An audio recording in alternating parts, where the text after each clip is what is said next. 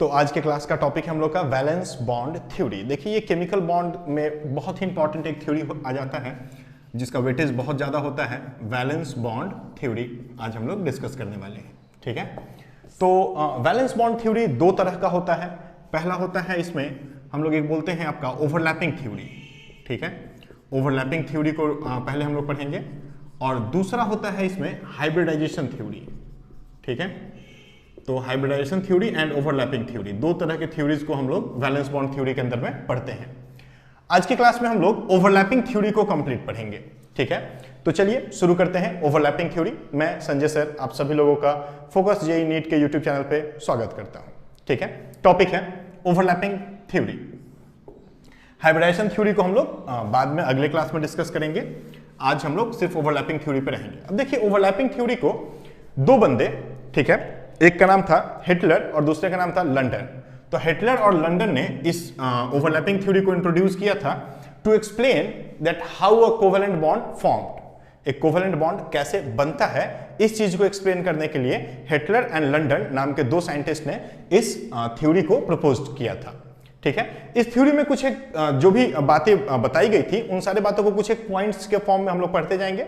तो हम 14-15 पॉइंट्स के फॉर्म में इस थ्योरी को बहुत सिंपल वे में आपके सामने प्रेजेंट कर देंगे। उम्मीद है आपको पूरा का पूरा समझ में आएगा, ठीक है। तो चलिए शुरू करते हैं एक एक करके, हर एक पॉइंट एक एक थ्योरी को लेकर के आगे बढ़ते चलते हैं। पहला पॉइंट हम लोग देखेंगे। फर्स्ट पॉइंट में बोला था कि unpaired electron of the outer most orbit. ध्यान से मेरे बातों को पहले सुन लीजिए, फिर मैं यहां पे लिख दूंगा। Unpaired electrons of the outer most orbit, है ना, जो है सो पार्टिसिपेट करेगा बॉन्ड के फॉर्मेशन में, ठीक है। तो चलिए ये हो गया आपका पहला स्टेटमेंट पूरा। पहले स्टेटमेंट में क्या बोला गया? The unpaired electron of the outer most orbit, outer most orbit का जो अनपेयर्ड इलेक्ट्रॉन है वो पार्टिसिपेट करेगा in the covalent bond formation. कहां पार्टिसिपेट करेगा? कोवेलेंट बॉन्ड फॉर्मेशन में। कैसे पार्टिसिपेट करेगा? तो by overlapping of the valence shell orbit of two atoms. दो एटम्स के जो वैलेंस शेल के ऑर्बिटल हैं उस ऑर्बिटल में जो इलेक्ट्रॉन होगा वो इलेक्ट्रॉन पार्टिसिपेट करेगा कहां? ओवरलैपिंग में। और ओवरलैपिंग करके क्या बनाया जाएगा? तो कोवेलेंट बॉन्ड का फॉर्मेशन होगा। तो क्या बोल देंगे? Unpaired electron of the outer most orbit participate in covalent bond formation by overlapping of valence shell orbital of the two atoms. मतलब कोई भी, मान लो ये एक एटम हो गया, तो इस एटम का जो ये वैलेंस शेल है, इस वैलेंस शेल का जो भी ऑर्बिटल है, और ये दूसरा एटम हो गया, इसका जो ये वैलेंस शेल है उसका जो भी ऑर्बिटल है, ये दोनों ऑर्बिटल्स आपस में ओवरलैप करेंगे और ओवरलैप करके कोवेलेंट बॉन्ड का फॉर्मेशन करेंगे। जैसे कि क्लास 10 में आप लोग पढ़े होंगे, जैसे मान लो कि क्लोरीन हो गया, तो क्लोरीन हो गया तो इसका आउटर मोस्ट ऑर्बिट में क्या है? हम लोग बोलते हैं 7 इलेक्ट्रॉन है, और ये भी क्लोरीन है और क्लोरीन के आउटर मोस्ट ऑर्बिट में 7 इलेक्ट्रॉन है। तो 10 के बेसिस पे आप क्या पढ़े थे कि ये ऑर्बिटल इसके इलेक्ट्रॉन शेयर कर गया, इधर से आकर के ये एटम इसके इलेक्ट्रॉन शेयर कर गया, और यहां पे इलेक्ट्रॉन का शेयरिंग हो गया, और शेयरिंग होकर के क्या बन गया? शेयरिंग ऑफ इलेक्ट्रॉन हो गया, है ना, म्यूचुअल शेयरिंग हो गया इलेक्ट्रॉन का, और कोवेलेंट बॉन्ड का फॉर्मेशन हो गया। तो ये जो आप 10 में पढ़े थे कि भाई ऐसा इलेक्ट्रॉन का आउटर मोस्ट ऑर्बिट के इलेक्ट्रॉन का ऐसा शेयरिंग हो जाता है, वही शेयरिंग यहाँ पे इस तरीके से बताया गया है कि अनपेयर्ड इलेक्ट्रॉन होगा आउटर मोस्ट ऑर्बिट का जो शेयरिंग में जाएगा, ठीक है। और आउटर मोस्ट ऑर्बिट का जो वैलेंस शेल का ऑर्बिटल होगा वो दो एटम्स के ऐसे ऑर्बिटल्स आपस में ओवरलैप करके, है ना, और क्या करते हैं?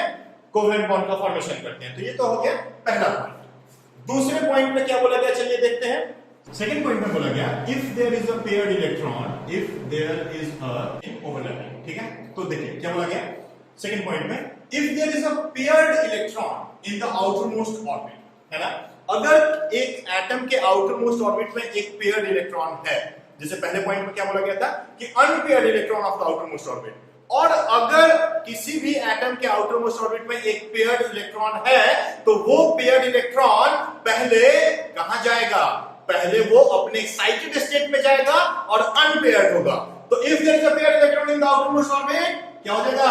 First of all it gets unpaired in the excited state. देखिए एक्साइटेड स्टेट में पेयर्ड इलेक्ट्रॉन अनपेयर्ड होगा और फिर वो ओवरलैपिंग में पार्टिसिपेट करेगा। जब वो अनपेयर्ड होगा तब ओवरलैपिंग में पार्टिसिपेट करेगा। क्लियर है मेरी बात? तो ये भाई सेकंड पॉइंट को एक बार हम फिर से बोल देते हैं। सेकंड पॉइंट में क्या बोला गया कि if there is a paired electron in the outer most orbit, first of all it goes to unpaired in the excited state. क्या होगा भैया? ये पहले gets unpaired in the excited state and then takes part in the overlapping. Clear है बात? चलिए भाई third point को देखते हैं। थर्ड पॉइंट क्या है? Electron participating in covalent bond formation to get stability. ठीक है, ओके क्या बोला गया भाई इस पॉइंट में? बोला गया है थर्ड पॉइंट में कि electron participating in the covalent bond formation, जो भी इलेक्ट्रॉन कोवेलेंट बॉन्ड फॉर्मेशन में पार्टिसिपेट कर रहे हैं, must be in their opposite spins to get stability.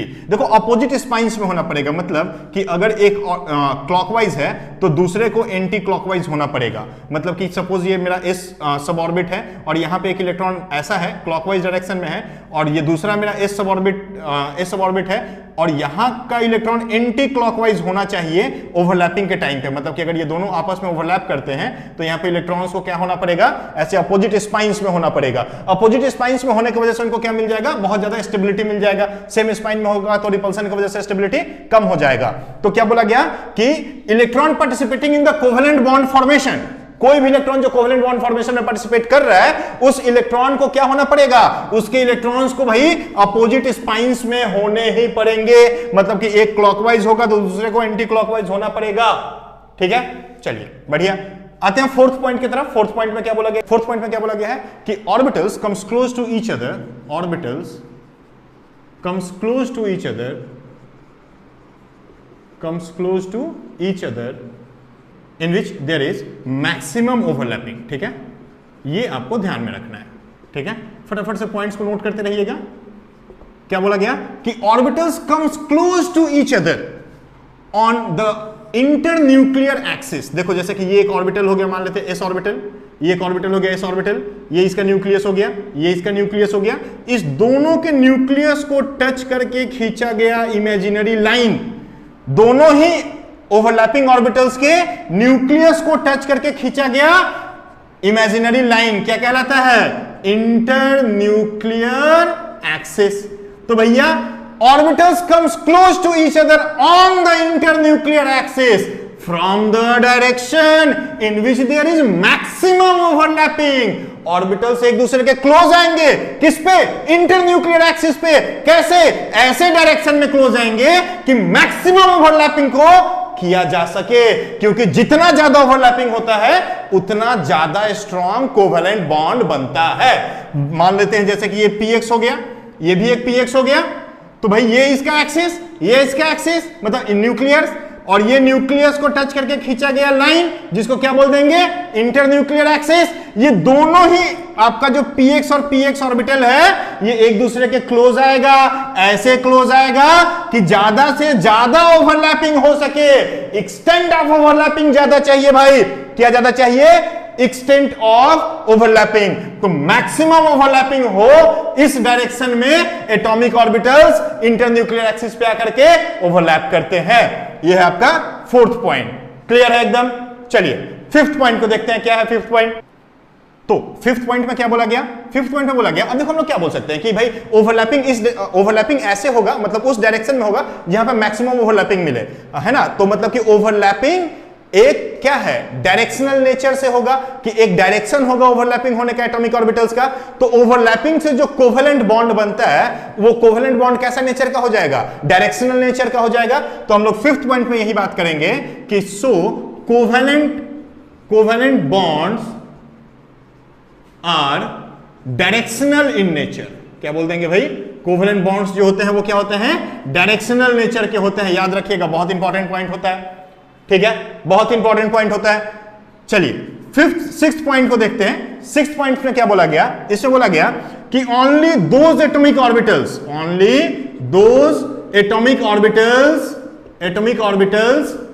Can overlap which are in a proper orientation। ठीक है, सिर्फ वही एटॉमिक ऑर्बिटल्स आपस में ओवरलैप कर सकते हैं जो क्या होंगे? एक प्रॉपर ओरिएंटेशन में होंगे। अब समझते हैं कि प्रॉपर ओरिएंटेशन क्या होता है। तो चलिए पहले प्रॉपर ओरिएंटेशन को बढ़िया से समझा जाए। प्रॉपर ओरिएंटेशन में ही हमेशा एटॉमिक ऑर्बिटल्स एक दूसरे के साथ ओवरलैप करते हैं। अब देखिए कैसे करते हैं। मान लेते हैं कि एक एस ऑर्बिटल है और ये एक एस ऑर्बिटल है। और आपको पता है कि भाई इसके दोनों के न्यूक्लियस को टच करके खींचा गया लाइन क्या है, इंटरन्यूक्लियर एक्सिस है। तो ये एस ऑर्बिटल, ये एस ऑर्बिटल देखो एक दूसरे के क्लोज आएगा और क्लोज आकर के ओवरलैप कर जाएगा। तो ये लोग यहाँ पे आकर के ओवरलैप कर गया, ठीक है। देखो इस पॉइंट पे लोग आकर के ओवरलैप कर गए, ये ओवरलैपिंग एरिया रहा। तो देखो एक डायरेक्शन में आया तो ओवरलैप किया, राइट। जैसे कि मान लेते हैं कि px ऑर्बिटल है और ये भी एक px ऑर्बिटल है ना। मान लो कि ये px है और ये भी px है और ये इंटरन्यूक्लियर एक्सिस है, इंटरन्यूक्लियर एक्सिस है। तो ये न्यूक्लियस, ये देखो दोनों एक दूसरे के क्लोज आएगा और क्लोज आकर के एक जगह पे ओवरलैप कर जाएगा। तो कैसे ओवरलैप कर जाएगा, देखिए ये ऐसे ओवरलैपिंग का एरिया बन गया। यहाँ पे देखिए इस एरिया में ओवरलैपिंग हो गया, ये इंटरन्यूक्लियर एक्सिस है, ठीक है। तो आप समझिए चीजों को कि भाई एटॉमिक ऑर्बिटल्स एक दूसरे के क्लोज आएंगे और ओवरलैप करेंगे और वही एटॉमिक ऑर्बिटल्स आपस में ओवरलैप कर पाएंगे जो क्या होंगे, प्रॉपर ओरिएंटेशन में होंगे। तो देखो यहाँ पे एस एक प्रॉपर ओरिएंटेशन में है, पीएक्स एक प्रॉपर ओरिएंटेशन में है ना। इन लोगों को पकड़ के लाएंगे तो कहीं ना, ये दोनों ऑर्बिटल्स जब एक दूसरे के क्लोज आएंगे तो कहीं ना कहीं तो इस लाइन पे मिलेंगे ना, इस इंटरन्यूक्लियर एक्सिस पे मिलेंगे ना भाई, है ना। जैसे कि मान लो पी हो गया, यहाँ पे देखो सॉरी पी हो गया, ये पी हो गया, तो पी है और पी है, ये इंटरन्यूक्लियर एक्सिस ऐसे निकाल दिए हम। तो देखो इसका ओवरलैपिंग इस एरिया में और इस एरिया में तो हो सकता है ना, अगर दोनों को क्लोज लेके आएंगे तो कैसे हो जाएगा भाई। देखो ये हो गया एक और ये देखो ये एक हो गया ऐसे और यहाँ पे दूसरा आकर के ऐसे ओवरलैप कर गया, ये इंटरन्यूक्लियर एक्सिस है, ये ओवरलैपिंग का एरिया हो गया, राइट। ये एरिया में ओवरलैपिंग हो गया यहाँ पे। तो ये देखो ये इंटरन्यूक्लियर एक्सिस और यहाँ पे ओवरलैपिंग हो रहा है लिटरल एरिया में, है ना, लाइन के ऊपर नीचे। यहाँ लाइन के ऊपर हो रहा है, आगे जाके बात करेंगे। ओवरलैपिंग भी दो तरह का होता है, एक्सियल और लिटरल। तो देखो ये लोग प्रॉपर ओरिएंटेशन में है इसलिए इनकी ओवरलैपिंग हो जा रही है। लेकिन अगर हम px और py को लेकर के आए, ये px है और मान लेते हैं ये py है और ये इंटरन्यूक्लियर एक्सिस ऐसे रहेगा, तो देखो इसका तो ये एरिया हो गया ना और इसका ये एरिया हो गया, ये तो कभी आपस में ओवरलैप नहीं करेगा। यहाँ पे इसको क्लोज लेकर के आओ तो देखो कभी भी ये दोनों एरिया जहां पे इलेक्ट्रॉन है यहाँ पे और यहाँ पे, ये आपस में ओवरलैप नहीं कर पाएगा। जैसे मान लेते हैं कि s हो गया और py हो गया, है ना। तो s और py हो गया, ये py है और ये s है। और इंटरन्यूक्लियर एक्सिस को अगर हम ऐसे ड्रॉ करते हैं, ऐसे अगर इंटरन्यूक्लियर एक्सिस को ड्रॉ करें तो देखो ये यहाँ का इलेक्ट्रॉन है, एक इलेक्ट्रॉन यहाँ है, कभी भी इन लोग का क्या होगा, ओवरलैपिंग नहीं हो पाएगा। तो ये लोग क्या है, ये लोग इम्प्रॉपर ओरिएंटेशन में है। क्या है ये लोग इम्प्रॉपर ओरिएंटेशन में है, ठीक है। और बाकी क्या है भाई, ये सब प्रॉपर ओरिएंटेशन में है, ठीक है ना। ये लोग आपस में मिल जाएगा, जैसे s हो गया, px हो गया। तो देखो s और ये px, ये इंटरन्यूक्लियर एक्सिस, कहीं ना कहीं इस बीच में ओवरलैपिंग हो जाएगा इन लोगों का, तो ओवरलैपिंग हो जाएगा। तो ये लोग क्या हो गया, s और px प्रॉपर ओरिएंटेशन में हो गया। तो यही होता है प्रॉपर ओरिएंटेशन और इम्प्रॉपर ओरिएंटेशन। तो हम क्या बोल सकते हैं कि only those atomic orbitals can overlap which are in a proper orientation, right. Proper orientation में होगा तभी ओवरलैपिंग होगा। तो ये आपका 6th पॉइंट में ये बात बोला गया। चलिए आगे देखते हैं 7th पॉइंट में क्या बोला गया है, यहीं पे ध्यान दीजिएगा। 7th पॉइंट में क्या बोला गया है, 7th में बोला गया है कि overlapping are of 2 types. 7th point में क्या बोलेंगे, ओवरलैपिंग आर ऑफ 2 टाइप्स, ठीक है। जैसे अभी हम लोग बात किए कि 2 तरह का ओवरलैपिंग होता है, तो कौन कौन सा ओवरलैपिंग होता है बताओ तो भाई, कौन कौन सा ओवरलैपिंग होता है फटाफट से बताओ। पहला कौन सा है, पहला है आपका एक्सियल ओवरलैपिंग, एक्सियल ओवरलैपिंग। इसको हम लोग हेड ऑन ओवरलैपिंग भी कहते हैं। क्या बोलते हैं, हेड ऑन ओवरलैपिंग, माथा से माथा का ओवरलैपिंग, ठीक है। तो हेड ऑन ओवरलैपिंग भी बोल सकते हो। अच्छा, दूसरा क्या होता है, दूसरा होता है लिटरल ओवरलैपिंग, है ना, लिटरल ओवरलैपिंग। तो लिटरल ओवरलैपिंग में क्या होता है भाई, है ना, लिटरल ओवरलैपिंग को हम लोग साइड वाइज ओवरलैपिंग भी बोल सकते हैं कि साइड साइड में ओवरलैपिंग होता है, तो साइड वाइज ओवरलैपिंग बोल सकते हैं इसको, ठीक है। तो 2 तरह का ओवरलैपिंग होता है, एक्सियल ओवरलैपिंग या हेड ऑन ओवरलैपिंग, और लिटरल ओवरलैपिंग या साइड वाइज ओवरलैपिंग। 2 तरह का ओवरलैपिंग होता है। अब एक एक करके दोनों ओवरलैपिंग को देखते हैं क्या होता है। तो यहीं पे आप ध्यान दे दीजिए कि देखो इसी डायग्राम में ध्यान दो कि यहां पे जो ओवरलैपिंग हो रहा है वो कहां हो रहा है, साइड में हो रहा है, इंटरन्यूक्लियर एक्सिस के ऊपर और नीचे हो रहा है। तो कभी भी जब ओवरलैपिंग लिटरल एरिया में हो, मतलब कि इंटरन्यूक्लियर एक्सिस के ऊपर या नीचे हो रहा हो, तो हम लोग उसको लिटरल ओवरलैपिंग कहते हैं। क्या बोलते हैं, लिटरल ओवरलैपिंग। क्या बोल सकते हैं, when electron cloud density increases above and below the internuclear axis, क्या बोलेंगे, when electron cloud density, मतलब कि ये इंटरन्यूक्लियर एक्सिस और उसके ऊपर या नीचे अगर इलेक्ट्रॉन क्लाउड की डेंसिटी क्या हो जाए भाई, इलेक्ट्रॉन डेंसिटी इंक्रीज कर जाए, तो हम लोग बोलते हैं लेटरल ओवरलैपिंग। तो ये जैसे लेटरल ओवरलैपिंग हो गया, लेटरल एरिया में मतलब एक्सिस के ऊपर या एक्सिस के नीचे अगर ओवरलैपिंग हो रहा है तो सीधा सीधा क्या बोलेंगे हम लोग, लेटरल ओवरलैपिंग बोल देंगे। देखते हैं एक्सियल ओवरलैपिंग क्या होता है, तो यहीं पे देख लीजिए एक्सियल ओवरलैपिंग क्या है ना, जब इंटरन्यूक्लियर एक्सिस के ऊपर ओवरलैपिंग हो, जैसे कि मान लेते हैं ये px हो गया और ये भी क्या हो गया, px हो गया, तो px एंड px की ओवरलैपिंग मतलब कि इस एरिया में ओवरलैपिंग हो रही है, राइट, इस एरिया में ओवरलैपिंग हो रही है, तो हम लोग क्या बोल देंगे भाई, इस एरिया को यहां पे क्या बोल देंगे कि overlapping takes place on the internuclear axis, मतलब कि एक्सिस पे ओवरलैपिंग हो रहा है, इसीलिए एक्सियल ओवरलैपिंग है ना, एक्सियल ओवरलैपिंग। या हम लोग बोल सकते हैं कि इसका सर इसके सर के साथ जाकर के टकरा गया, तो हेड ऑन ओवरलैपिंग बोल सकते हो।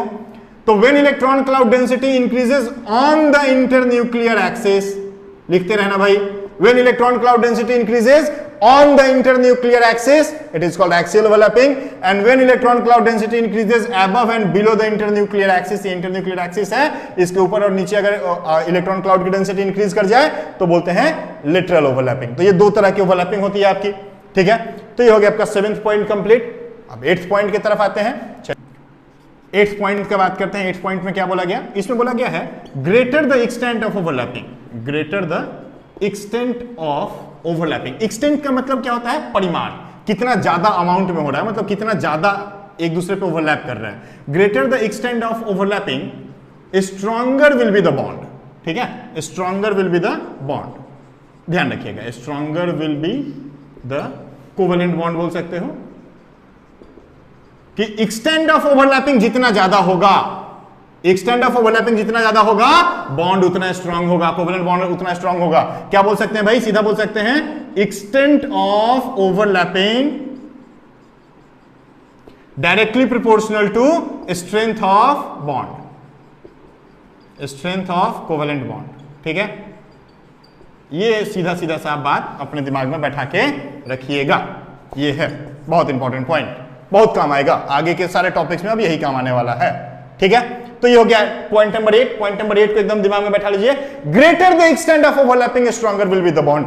जितना ज्यादा ओवरलैपिंग का एक्सटेंट होगा ना भाई, बॉन्ड उतना स्ट्रांग बनेगा। ये मान लो एक एटॉमिक ऑर्बिटल, ये भी एक एटॉमिक ऑर्बिटल, दोनों ऐसे देखो एक दूसरे के क्लोज आया ऑन द इंटरन्यूक्लियर एक्सिस, और दोनों क्या कर रहा है, ऐसे ओवरलैपिंग शुरू हुआ। देखो ये ओवरलैपिंग दिख रहा है ना, ये ओवरलैपिंग है ना, तो ऐसे जितना ज्यादा एक्सटेंट ऑफ ओवरलैपिंग होगा उतना स्ट्रांग बॉन्ड होगा। लेकिन यहीं पे एक और बात क्या याद रखना है, क्या याद रखना है भाई, कि complete overlapping, complete overlapping is impossible.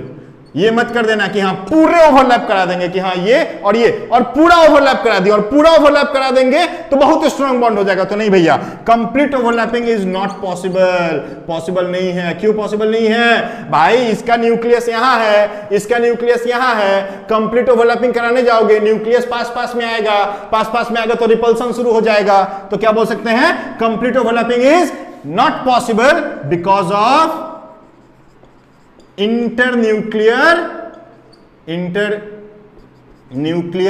Repulsion, है ना भाई। इंटरन्यूक्लियर रिपल्सन के वजह से कंप्लीट ओवरलैपिंग जो है वो पॉसिबल नहीं होता है।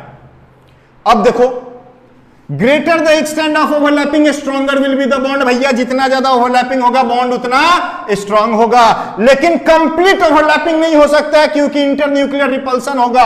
भाई इसका न्यूक्लियस यहां है और इसका न्यूक्लियस यहां है, दोनों को कंप्लीट ओवरलैपिंग करने जाएंगे तो ये न्यूक्लियस और ये न्यूक्लियस एक दूसरे को रिपेल करना शुरू कर देगा। इसलिए ऐसा ओवरलैपिंग नहीं हो सकता जिसमें ये यहां है और एक आकर के इसी पे बैठ जाए और दोनों न्यूक्लियस एक ही साथ में हो जाए, ऐसा नहीं हो सकता, ये पॉसिबल नहीं है, ठीक है। तो ये हो गया आपका पॉइंट नंबर 8। अब देखते हैं पॉइंट नंबर 9 में क्या बोला गया है। 9th पॉइंट पे आ जाते हैं।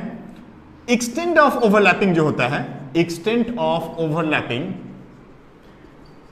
डिपेंड्स करता है, डिपेंड्स ऑन 2 फैक्टर्स, 2 फैक्टर्स पे डिपेंड करता है, ठीक है।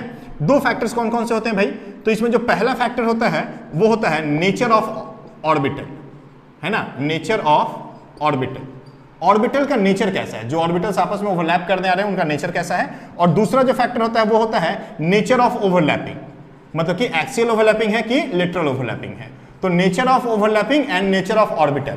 अब देखो नेचर ऑफ ऑर्बिटल में अपन क्या बोल सकते हैं कि P, D and F orbital जो होते हैं ये डायरेक्शनल नेचर के ऑर्बिटल होते हैं। कैसे नेचर के ऑर्बिटल होते हैं? तो डायरेक्शनल नेचर के ऑर्बिटल होते हैं, इनका डायरेक्शनल नेचर होता है।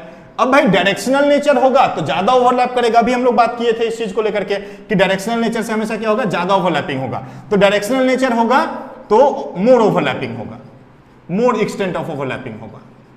ठीक है, ध्यान रखिएगा, मोर एक्सटेंट ऑफ ओवरलैपिंग हो जाएगा डायरेक्शनल नेचर होने की वजह से।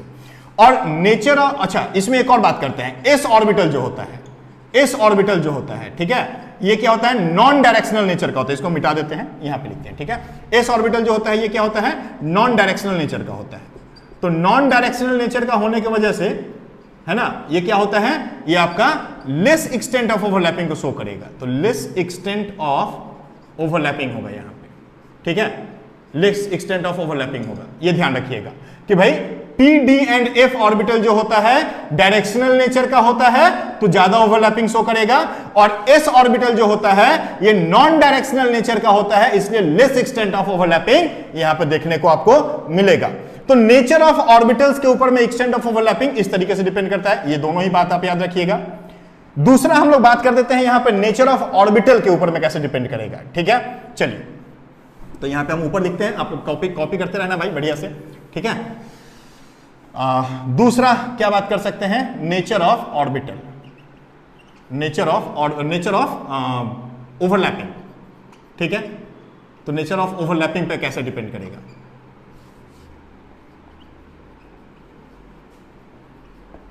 ठीक है, देखो भाई, नेचर ऑफ ओवरलैपिंग पे कैसे डिपेंड कर जाएगा? तो ओवरलैपिंग दो तरह का हो जाएगा, एक हो जाएगा एक्सियल और एक हो जाएगा लेटरल।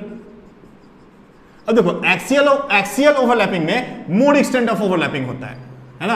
क्या होता है भाई? मोर एक्सटेंट ऑफ ओवरलैपिंग होता है। ठीक है, और लिटरल में क्या होता है? लेस एक्सटेंट ऑफ ओवरलैपिंग होता है ना? लेस एक्सटेंट ऑफ ओवरलैपिंग होता है। ठीक है, तो भाई एक्सियल ओवरलैपिंग हो रहा है तो ज्यादा एक्सटेंट होगा तो मोर स्ट्रॉन्ग बॉन्ड बनाएगा, लिटरल ओवरलैपिंग हो रहा है लेस एक्सटेंट होगा तो लेस आपका मतलब लीस्ट स्टेबल बॉन्ड बनाएगा या फिर वीक बॉन्ड बनाएगा। तो स्ट्रॉन्ग बॉन्ड, वीक बॉन्ड। ठीक है, बॉन्ड को लेकर के भी आगे बात करते हैं। पहले और थोड़ा सा इस चीज को क्लियर करते हैं, है ना? क्या बताया जाए भाई कि अभी फिर से थोड़ा सा समराइज कर देते हैं कि एक्सटेंट ऑफ ओवरलैपिंग दो फैक्टर्स पे डिपेंड करता है। नेचर ऑफ ऑर्बिटल पे, नेचर ऑफ ऑर्बिटल में क्या हो जाएगा? P, D और F अगर ऑर्बिटल होगा तो डायरेक्शनल नेचर का होगा, मोर एक्सटेंट ऑफ ओवरलैपिंग शो करेगा, और अगर S ऑर्बिटल होगा तो नॉन डायरेक्शनल नेचर का होता है, ये लेस एक्सटेंट ऑफ ओवरलैपिंग को शो करता है। तो नेचर ऑफ ऑर्बिटल पे ऐसे एक्सटेंट ऑफ ओवरलैपिंग डिपेंड करता है। नेचर ऑफ ओवरलैपिंग दो तरह का होता है, एक्सियल ओवरलैपिंग और लेटरल ओवरलैपिंग। तो भाई दोनों ओवरलैपिंग के ऊपर में भी एक्सटेंट ऑफ ओवरलैपिंग डिपेंड करेगा। अगर एक्सियल ओवरलैपिंग हो रहा है तो यहां पे मोर एक्सटेंट ऑफ ओवरलैपिंग दिखता है, लेटरल ओवरलैपिंग हो रहा है तो लेस एक्सटेंट ऑफ ओवरलैपिंग दिखता है। तो आपको यह ध्यान में रखना होगा कि एक्सटेंट ऑफ ओवरलैपिंग इन दो बातों पे डिपेंड करता है। ठीक है, चलिए बढ़िया। पॉइंट नंबर 10 देखते हैं। पॉइंट नंबर 10 में बोला गया है कि पॉइंट नंबर 10 में हम लोग देखेंगे order of strength of axial overlapping क्या होता है। ठीक है, order of strength of axial overlapping. ठीक है, order of strength of axial overlapping. Axial overlapping में, है ना, order of strength of axial overlapping क्या होता है आपको थोड़ा सा जान के रखना होगा, और ये बहुत इंपॉर्टेंट टॉपिक हो जाता है। ये point number 10 for JEE and NEET, JEE और नीट के पर्पज से ये बहुत इंपॉर्टेंट पॉइंट हो जाता है। ठीक है, देखिए यहाँ पे आपको जानना है एक्सियल ओवरलैपिंग में कि ऑर्डर ऑफ स्ट्रेंथ क्या होता है। तो पीपी का आपका जो ओवरलैपिंग का स्ट्रेंथ होता है ये सबसे ज्यादा होता है, फिर आपका एसपी का सबसे ज्यादा होता है, एसपी का उसके बाद होता है, और फिर एसएस का सबसे कम होता है। ठीक है, तो PP is greater then SP, SP is greater then SS. ये डायरेक्शनल नेचर की वजह से अभी जो हम लोग बात किए कि डायरेक्शनल नेचर की वजह से ऐसा होता है। तो डायरेक्शनल नेचर में पीपी का ज्यादा होता है, पी का डायरेक्शनल नेचर ज्यादा होगा एस से, तो पीपी का अगर ओवरलैपिंग होता है तो वो ज्यादा रहेगा किससे? एसपी से। एसपी का ज्यादा रहेगा एसएस से। मतलब कि अगर हम लोग बात कर दें कि यहाँ पे एक ओवरलैपिंग हो रहा है आपका पी ऑर्बिटल का, ये पी ऑर्बिटल का अगर ओवरलैपिंग ऐसे हो रहा है तो px का ओवरलैपिंग अगर मान लो, या py ये जो भी है, तो pp का ओवरलैपिंग ज्यादा रहेगा किससे? s और px के ओवरलैपिंग से। यहाँ पे s और px की ओवरलैपिंग हो रही है ना, और ss की ओवरलैपिंग का स्ट्रेंथ जो होगा वो क्या होगा? सबसे कम होगा। ठीक है, यहाँ पे तो देखो order of strength of axial overlapping में आप ये चीज याद रखिएगा, पीपी की ओवरलैपिंग अगर कहीं पे भी हो रही है तो वो सबसे ज्यादा होगी, फिर एसपी की होगी, फिर एसएस की होगी, एस और पी के ओवरलैपिंग के कॉन्सेप्ट में, ठीक है। डायग्राम के अकॉर्डिंग भी समझ लीजिएगा, पीपी का ओवरलैपिंग, एसपी का ओवरलैपिंग और एसएस का ओवरलैपिंग। यहां पे फिर दो तरह की बातें हम लोग कर सकते हैं। पहली बात हम लोग कर सकते हैं, if the value of n is constant, अगर n के वैल्यू को हम लोग कांस्टेंट रखें, n मतलब आउटर मोस्ट ऑर्बिट, तो अगर n के वैल्यू को कांस्टेंट रखें तो बात हो जाएगा कि 2p की ओवरलैपिंग सबसे ज्यादा होगी, ठीक है, 2s 2p से, और 2s 2p की ओवरलैपिंग ज्यादा होगी किससे, 2s और 2s से। याद रखना, ये क्वेश्चन आने का चांस रहेगा एग्जाम में, ठीक है। दूसरी बात हम लोग क्या कर सकते हैं कि अगर हम लोग n के वैल्यू को कांस्टेंट नहीं रखें, n के वैल्यू को अगर हम लोग चेंज रखें, तो if the value of n increases, if the value of n increases, अगर n का वैल्यू इंक्रीज करेगा तो आप याद रखिएगा क्या होगा भैया, आपका स्ट्रेंथ ऑफ ओवरलैपिंग डिक्रीज कर जाएगा। क्या हो जाएगा, स्ट्रेंथ ऑफ ओवरलैपिंग जो है ये डिक्रीज कर जाएगा, स्ट्रेंथ ऑफ ओवरलैपिंग डिक्रीज करेगा। तो अगर if the value of n increases, strength of overlapping decreases, याद रखिएगा भाई, ठीक है, स्ट्रेंथ ऑफ ओवरलैपिंग डिक्रीज कर जाएगा। मतलब कि अगर 1s 2p का ओवरलैपिंग है तो ये सबसे ज्यादा हो जाएगा, उसके बाद क्या रहेगा भाई, तो 2s और 2p का ओवरलैपिंग रहेगा, और फिर क्या, तो 3s और 3p का ओवरलैपिंग रहेगा। तो देखिए हम क्या किए, n के वैल्यू को 1 2 और 3 मान लिए हैं, तो 1s 2p का ओवरलैपिंग का स्ट्रेंथ सबसे ज्यादा, 2s 2p से n का वैल्यू बढ़ा है तो स्ट्रेंथ क्या हो जाएगा, कम हो जाएगा, और 2s 2p का ज्यादा हो जाएगा 3s और 3p से, ठीक है। तो ये भी काफी इंपॉर्टेंट पॉइंट होता है, इसको भी आप ध्यान में रखिएगा, यहां से क्वेश्चंस आने के चांसेस एग्जाम में रहेंगे। तो दिस इज पॉइंट नंबर 10। चलिए अगला आते हैं पॉइंट नंबर 11। पॉइंट नंबर 11 पे आ जाते हैं। पॉइंट नंबर 11 में हम लोग देखेंगे कि एक्सियल ओवरलैपिंग जो होता है ना, एक्सियल ओवरलैपिंग जो है ये हमेशा सिग्मा बॉन्ड बनाता है। Axial overlapping gives rise to sigma bond, and lateral overlapping gives rise to pi bond, ठीक है। तो axial overlapping gives rise to sigma bond and lateral overlapping gives rise to pi bond, और extent of axial overlapping ज्यादा होता है ना, इसलिए sigma क्या होता है, स्ट्रॉन्गर बॉन्ड हो जाता है पाई से। तो सिग्मा बॉन्ड जो होता है ये स्ट्रॉन्गर होता है ना, stronger than pi bond. Sigma bond is stronger than pi bond, ठीक है, ये ध्यान में रखिएगा। क्यों ऐसा होता है, सिग्मा बॉन्ड पाई बॉन्ड से क्यों स्ट्रॉन्गर हो जाता है, क्यों स्ट्रॉन्ग होता है, क्योंकि extent of overlapping for the axial overlapping is greater than that of the lateral overlapping, और extent of overlapping is directly proportional to strength of the bond, ठीक है। तो ये आप ध्यान में रखिएगा। और एक बात क्या बोल सकते हैं कि सिग्मा बॉन्ड जो होता है ये इंडिपेंडेंट बॉन्ड होता है, इंडिपेंडेंट होता है, ठीक है। बट पाई बॉन्ड, मतलब फॉर्मेशन ऑफ पाई बॉन्ड कर दो, formation of pi bond depends on sigma bond, ठीक है। देखो सिग्मा बॉन्ड तो बनेगा ही बनेगा, पाई बॉन्ड बने या ना बने, लेकिन पाई बॉन्ड तभी बन पाएगा जब सिग्मा बॉन्ड बनेगा। देखो होता क्या है, कोई भी एक एटम, कोई भी दो एटम के बीच में अगर पहला ओवरलैपिंग होता है, पहला ओवरलैपिंग जो भी होगा वो एक्सियल ओवरलैपिंग होता है, तो पहले ओवरलैपिंग से जो भी बॉन्ड बनेगा वो सिग्मा बॉन्ड बनेगा, और उसके बाद की जितनी भी ओवरलैपिंग होनी है सारी ओवरलैपिंग क्या होती है, आपकी लेटरल ओवरलैपिंग होती है। तो ये दूसरा अगर बॉन्ड बनता है तो दूसरा बॉन्ड किससे बनेगा, लेटरल ओवरलैपिंग से बनेगा, तो इसको हम लोग पाई बॉन्ड बोल देंगे। तीसरा बॉन्ड बनेगा तो ये भी लेटरल ओवरलैपिंग से बनेगा, इसको भी हम पाई बॉन्ड बोल देंगे, ठीक है।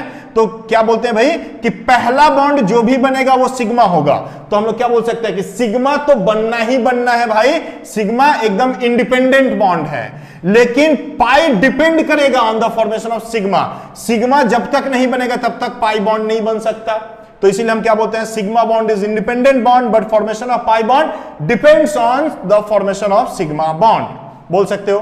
तीसरा बोल सकते हो कि sigma bond provides a free rotation, देखो हम बोल देते हैं, आप लोग सुन लो इसको, sigma bond provides a free rotation to the molecule while pi bond provides a restricted rotation, right. Suppose मान लो कि ये एटम ए है, ये एटम बी है, और इस दोनों के बीच में एक बॉन्ड बना हुआ है, तो एक बॉन्ड बना हुआ है तो ये कौन सा बॉन्ड होगा, ऑब्वियस सिग्मा बॉन्ड होगा, एक्सियल ओवरलैपिंग से बना होगा। तो ये देखो मॉलिक्यूल्स इसके ऊपर ऐसे फ्रीली रोटेट कर सकते हैं, राइट। मॉलिक्यूल्स ऐसे देखो, ये दोनों ही एटम इस बॉन्ड पे फ्रीली रोटेट कर रहे हैं, तो ये sigma bond provides a free rotation to the atoms in the molecule. But अगर हम यहां पे दो बॉन्ड लगा दें, पाई बॉन्ड लगा दें, तो पाई बॉन्ड लगा देंगे तो देखो ये क्या हो जाएगा, ये फ्री रोटेशन नहीं देगा, ऐसे घुमाने जाएंगे तो ये नहीं घूमेगा, है ना, ऐसे देखो ये रोक देगा, नहीं घूमेगा। बेस्ट कैसे समझ लो, एक व्हील लेते हैं, ऐसे दो व्हील लेते हैं, दोनों व्हील को एक कांटी से ठोक देते हैं, तो एक कील ठोक देते हैं दोनों व्हील में, कील को घुमाएंगे तो दोनों क्या हो जाएगा, ऐसे व्हील को घुमाएंगे तो व्हील घूमेगा।